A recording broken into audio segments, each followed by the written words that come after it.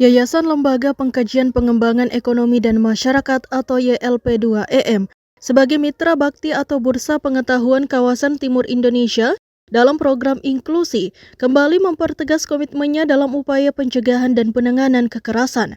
Baru-baru ini YLP2EM menggelar kegiatan penguatan kapasitas pelaksana UPTD PPA dan pendamping layanan berbasis komunitas atau LBKKK. Berlangsung di Kafe Karajai. Koordinator Program Inklusi YLP2EM Abdul Samad Syam menjelaskan bahwa kegiatan ini difokuskan pada 3 sektor utama, yaitu penguatan UPTD Perlindungan Perempuan dan Anak atau PPA, tenaga kerjaan, serta pendidikan sebagai bagian dari pendekatan inklusif yang ditetapkan program. Kegiatan ini sebenarnya memang adalah rutinitas untuk bagaimana penguatan, ada 3 penguatan yang kita coba kuatkan. Yang pertama itu adalah UPTD PPA yang inklusif ya. Kemudian ULD, Unit Layanan Disabilitas Ketenagakerjaan, ULD Ketenagakerjaan. Kemudian yang ketiga adalah ULD Pendidikan. Ya. Terus kita coba bagaimana ini bisa, bagaimana kita diskusi untuk pelaksanaan dan implementasi terkait dengan keputusan menteri tadi ya untuk pelaksanaan UPTD PPA.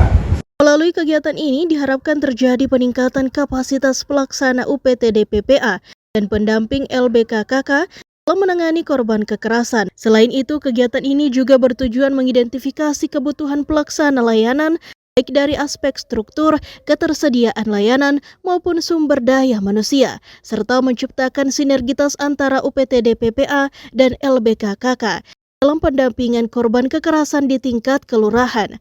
Kegiatan tersebut difasilitasi oleh Muslimin Andi Latif, fasilitator penyusunan kebijakan publik, dan menghadirkan 2 narasumber utama, diantaranya Kepala Dinas Pemberdayaan Perempuan dan Perlindungan Anak atau DP3A Parepare, Jumadi, serta Kanit PPA Polres Parepare, Aibda Dewi Natalia Noya. Dalam pemaparannya, Kepala DP3A Jumadi menyoroti peningkatnya kasus kekerasan terhadap anak dalam 1 tahun terakhir. Jumadi juga menegaskan bahwa kondisi ini membutuhkan kerjasama lintas sektor untuk memastikan perlindungan optimal bagi korban. Ini bukan saja di Kota Parepare, seluruh Indonesia akan meningkat ya. Kalau kita lihat data saya, dalam baca data sekarang karena kita buat saya.